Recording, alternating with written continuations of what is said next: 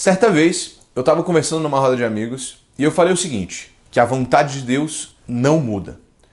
E rapidamente um dos meus amigos respondeu que, olha, mas na Bíblia tem uma passagem em que Abraão negocia com Deus sobre o futuro de Sodoma. E é verdade, tá lá. Isso me fez pensar, será mesmo então que a vontade de Deus pode mudar?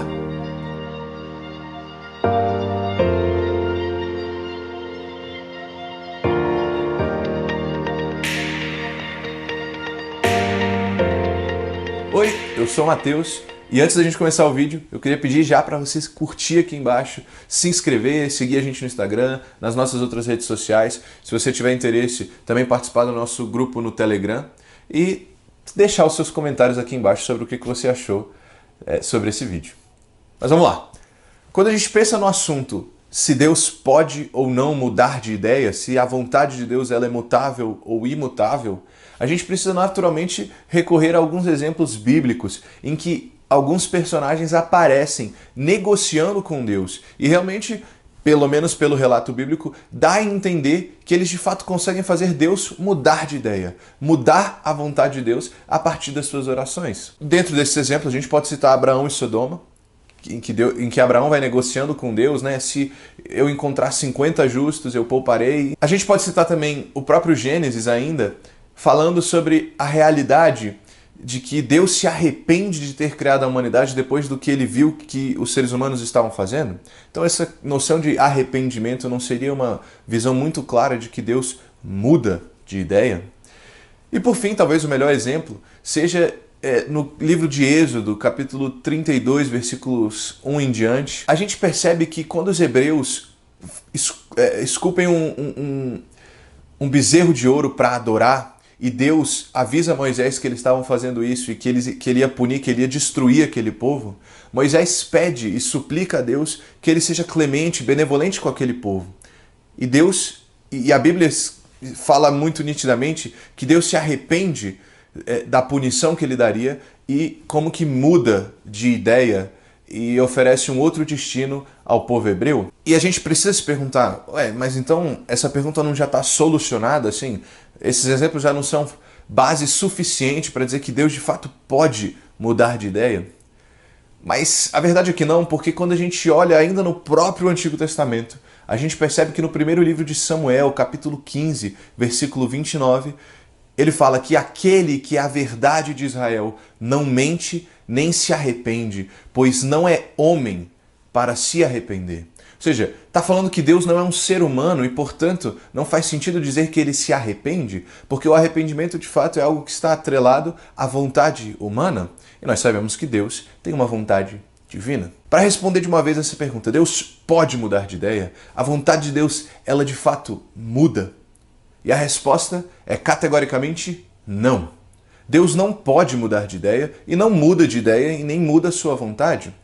Mas isso diz respeito porque pela própria natureza de Deus. Isso é verdade que a vontade de Deus não muda porque Deus tem uma natureza divina. O conceito de mudança é um conceito inevitavelmente atrelado ao tempo, porque de fato a mudança é justamente ter um início, um meio e um fim que difere daquele início. Isso é a mudança. A mudança é realmente atrelada ao tempo, é um início que termina diferente daquilo que começou. Se a mudança está atrelada ao tempo, Deus não pode mudar porque ele está fora do tempo. Ou seja, Deus não está preso às noções de tempo, de minutos, horas e segundos que nós, seres humanos, vivemos e que nós experimentamos.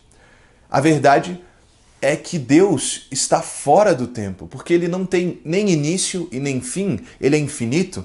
E, portanto, se ele não está no tempo, o conceito de mudança não se pode atribuir a nada da natureza divina, inclusive a sua vontade. E, além do mais, nós acreditamos que Deus seja perfeito, e se é perfeito, portanto, é absoluto.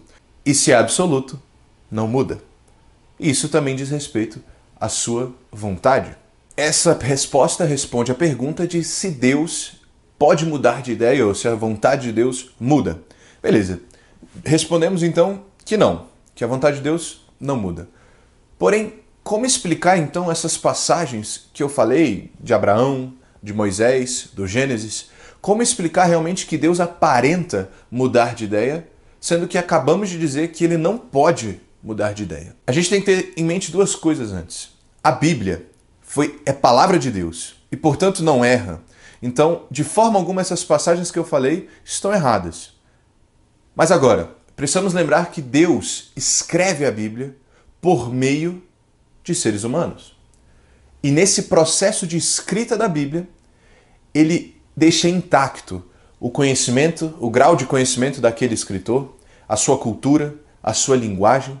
Ele utiliza as habilidades dos seres humanos para escrever somente a sua vontade.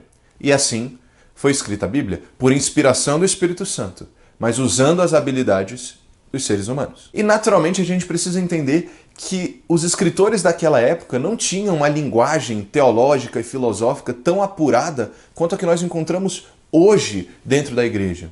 E, portanto, eles usavam dos recursos linguísticos que eram disponíveis na época para expressar o que havia acontecido de fato nas histórias bíblicas. E o que nós observamos na história de Moisés, na história de Abraão, na história do Gênesis, é o que a gente chama de uma linguagem antropomórfica. Ou seja, na ausência de uma linguagem clara para explicar, como eu expliquei antes, o que acontece em relação à vontade de Deus, os escritores sagrados eles utilizam uma linguagem antropomórfica, ou seja, eles fazem Deus como se fosse um ser humano. Como a realidade deles humana era muito mais conhecida do que a realidade divina, então eles usavam a realidade humana para tentar explicar ou tentar se aproximar ao máximo daquilo que Deus queria naquele contexto. Então essa linguagem do arrependimento, da mudança de ideia atribuída a Deus, nada mais é do que realmente dar uma visão humana sobre o que ocorre na vontade divina. E as comparações bíblicas que se fazem em relação a Deus, às suas criaturas, não são restritas aos seres humanos, mas Deus, principalmente na pessoa de Jesus, foi comparado já a um cordeiro, foi comparado também a um leão. E nem por isso significa dizer que Deus é um cordeiro ou que Deus é um leão, mas foi uma forma de conseguir, ao observar a realidade ao redor, explicar o que acontece em Deus. É talvez uma tentativa realmente de fazer uma analogia ao que se era observado no mundo ao redor e o que acontece com Deus. Em suma, a linguagem bíblica não necessariamente implica uma precisão filosófica e teológica.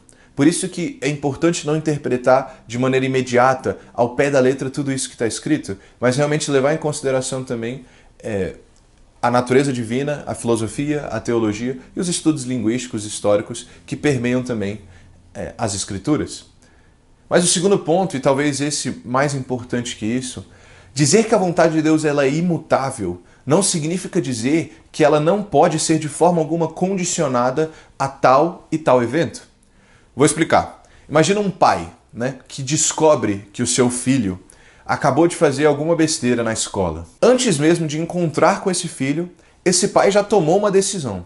Ora, se o meu filho me contar a verdade, então eu vou ser benevolente com ele, porque ele fez o certo. Mas agora, se ele mentir e esconder o que ele fez de mim, então eu vou ser mais duro. Percebe que o pai não toma a decisão a partir do que o filho fez, mas ele prevê os cenários possíveis e já toma as decisões. Ou seja, quando o filho chegar em casa e ou mentir ou contar a verdade, nada do que ele fizer vai mudar a vontade do pai, porque essa já está estabelecida. Ou seja, o pai já tomou a decisão do que ele vai fazer. A única coisa que falta para que de fato essa vontade se concretize é a liberdade do filho em mentir ou contar a verdade. Com Deus é da mesma forma. A gente precisa pensar que Deus conhece tudo, Ele é onisciente e, portanto, sabe todos os futuros possíveis. E se sabe todos os futuros possíveis, consegue prever cada uma das possíveis decisões que nós, seres humanos, tomaríamos.